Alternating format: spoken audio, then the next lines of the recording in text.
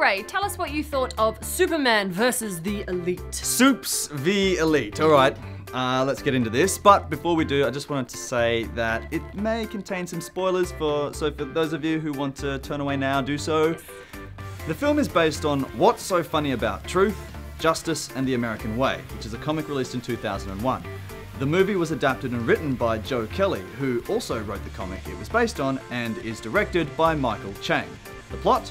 Superman's effectiveness as a superhero comes into question when a group of super powerful crusaders known as the Elite appear on the scene. They are led by a British public identity, hero Manchester Black.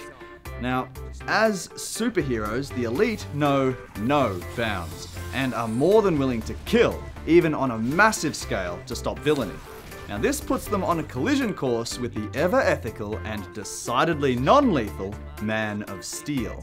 Look, he cops a lot of flack because he is all-powerful and yet he remains so morally sound. And a lot of people prefer to relate to someone who's a bit more flawed because, I don't know, this epitome of perfection is, I don't know, it's an ideal that's difficult to sort of live up to, and people get a bit tired of hearing that same old train, and I can understand that, but look, I also don't really appreciate the cynicism that goes along with that and, you know, at Superman. So, hey, you know, he's a good guy at the end of the day. Yes, but is he too good though?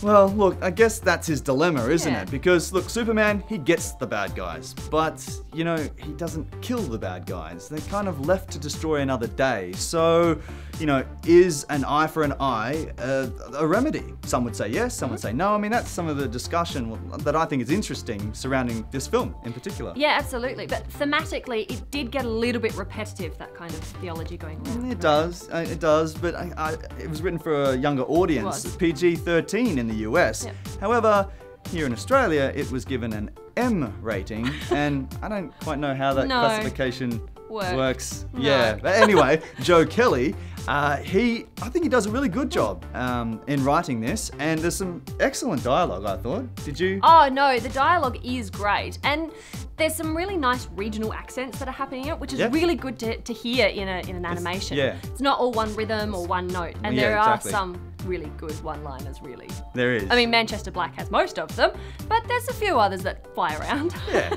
I agree, he was a great anti-hero, and look, he had a real charm about him. Definitely the most interesting of the 4 Elite members. Yeah, but what was with Menagerie and Cold Cast? I didn't think much of them. The hat was kind of cool. Yeah, well, at least the hat kind of had some layers, you know, but what bothered me most was how Superman didn't know about these guys prior to their arrival. I mean, sure, look, you might not know about the Black and the hat because they're kind of inconspicuous, they can blend into day to day, but Menagerie and Cold Cast are kind of characters that you couldn't really hide. No. And I mean, how big is this Earth in this universe?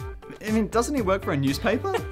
It's true, it's very true. And I also didn't think much of the voice acting for them either. No, I didn't actually either. And Robert Downes, who did the voice of Manchester Black, he sounded Scottish? Or, I mean, some people said he sounded Australian. No. I didn't really think he sounded Australian, but, you know, I think the performance itself was really good and varied and good pitch and variety and pace, all that sort of thing. But at the end of the day, my ear just wouldn't quite adjust to the sound. No, that accent just kind of wandered all over the UK, really. Yeah, it did. Which is really strange because he's got a huge voice acting kind of CV. He does, it's massive. It's huge, it was crazy when I looked him up. And he's credited with overdoing 60 different dialects. Yeah.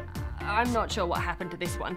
Yeah, and me either. But the Superman, on the other hand, voiced by George Newbern, and Atomic Skull by D. Bradley Baker. Yep. Look, I thought they did good performances. They were really great, I thought. Yeah, they were good. They weren't great in my mind. They were just, great. They were good.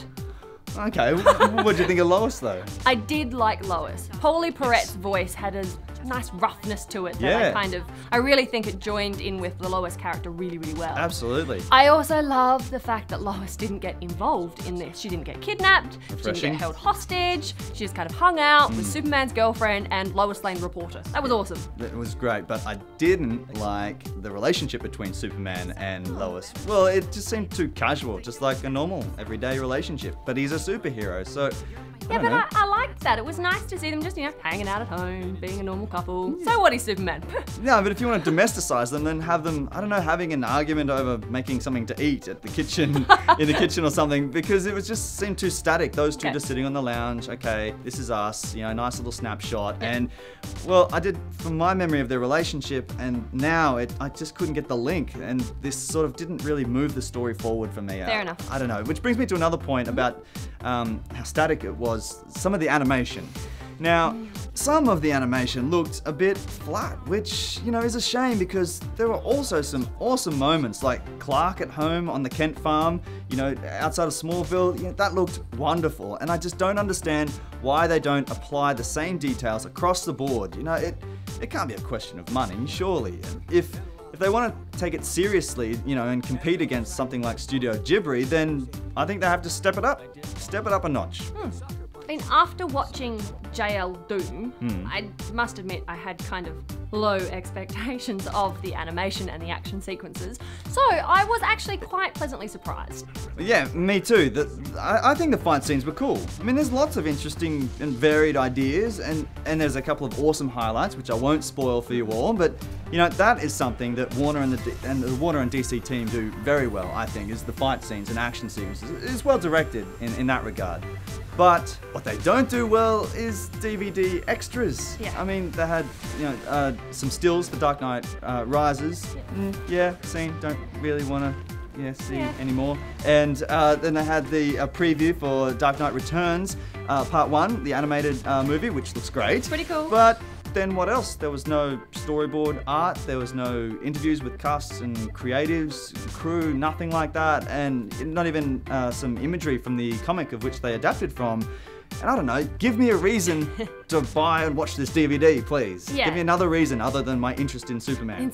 Yes. Yeah. It was a bit slack, really, I have to say. Yeah, it was. Look, I will admit it, I was pleasantly surprised by the animation. I kind of, I giggled a little bit. There's nothing groundbreaking about the story, but it's well plotted. It moves along nicely. It does. I like the fact that they use the Civil War with Bialia and Polokastani as a way of giving it a bit more scope, rather than just another big bad happening in Metropolis and Superman swoops in, Yes. But again, DC uses this Civil War, which appears to be going forever, a lot. I've seen it before, so again, nothing new there. Yeah.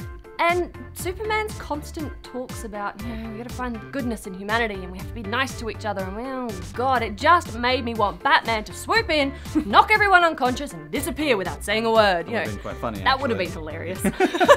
But it is the reason why I don't watch a lot of Superman animation.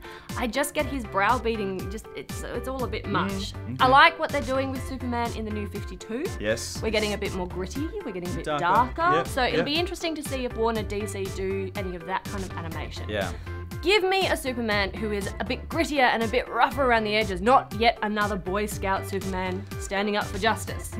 So it's gonna be a borrow for me. It's not bad, but it's nothing spectacular. Yeah, well, I agree with most of that, and I'm also a little sensitive about watching things when I feel like there's an underlying agenda. And, okay, so there's two imaginary Middle Eastern countries at war, and there's the discussion about who's going to play God, and, sort it all out for them. Okay, a bit hazy. But look, if moving beyond that, I think Joe Kelly establishes some other interesting concepts, such as, measuring retaliated force and capital punishment, and, those questions. Also moving forward, how do we move beyond the problem-solving issues or methods of the past in order to create a better place for all of mankind? That's interesting stuff. And yeah, also Superman, he goes to some dark places. He does, I think he does. And I enjoy, as I'm sure the fans do, and you probably do, enjoy seeing him vulnerable. Yes. It just could have been pushed further. Just a bit more. So it's not a buy from me, but if I saw it sitting on Ben's shelf, I would ask to borrow it. So that's it. Excellent. I'm working on it. It didn't work. I'm Supposed to working on it. take off. I'm working on it.